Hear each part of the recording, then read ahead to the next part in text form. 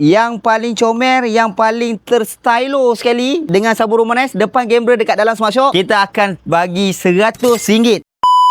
So Alhamdulillah, sebulan 3 minggu sekali mesti kita datang balik ke Smart Shop untuk restock. Kali ni kita restock 1 lori lagi untuk dekat Smart Shop. Memang ramai, tapi tu lah, ramai yang tak tahu kita tengah jalankan kempen tau. Boleh buat pembelian sabun Romanes sambil dengan sabun duduk depan kamera, cheese ataupun seronok everything. Kita akan pilih untuk pemenang yang bertuah, yang paling comel, yang paling terstylo sekali dengan sabun Romanes depan kamera dekat dalam Smart Shop. Kita akan bagi RM100. Nanti kita akan postkan kat video TikTok saya ni pada 28 hari bulan 8. Ingat tau, 28 hari bulan 8. Tengok wajah siapa yang terpilih. So tengok kat sini, stok kita penuh. Kita masukkan, mari tengok. So sekali kita akan restock, kita akan restock depan dan belakang.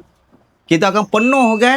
So memang penuh. Tapi sekali ni saya nak beritahu perempuan, sebab kita ada masuk wangian yang perempuan dah lama mengidam-ngidamkan. Wangian Sakura White Tag kita dah masukkan di Smart Shop Rumah Manes. Siapa yang nak wangian Sakura White Tag dah boleh dapat dengan harga RM30 saja. Apa beza Royal dengan Sakura ni? Hampir sama, tapi tak sama. Yang lebih high end is Royal lah. Yang lebih dikurang sikit tapi bau yang lebih mewah, ambil Sakura White Tag. So kita dah letakkan, cuma kat sini kita kosongkan. Nanti kita akan letakkan dia punya wajah untuk Sakura White Tag dekat sini. So sini dah penuh dah balik. Alhamdulillah, setiap 3 minggu atau sebulan sekali kita akan restock daripada depan sampai ke belakang. Almost lebih kurang dalam beratus botol yang kita letak dalam ni. So make sure yang mana yang buat pembelian sabun Romanes, ingat tau kita punya kempen. Masa dah buat pembayaran tu, pegang sabun. Okay? Buat paling tercomel dekat depan kamera. Ke sini dengan situ. So 28 hari bulan ni kita akan announcekan siapa yang paling tercomel, paling terhandsome, paling terstylo, paling tersporting sekali dalam Smart Shop Romanes. Saya akan kabarkan dia tercomel, terstylo sekali. Kita akan anugerahkan dia dengan RM100. Jangan lupa, saya akan updatekan dekat saya punya TikTok ni pada 28 hari bulan 8. Let's go.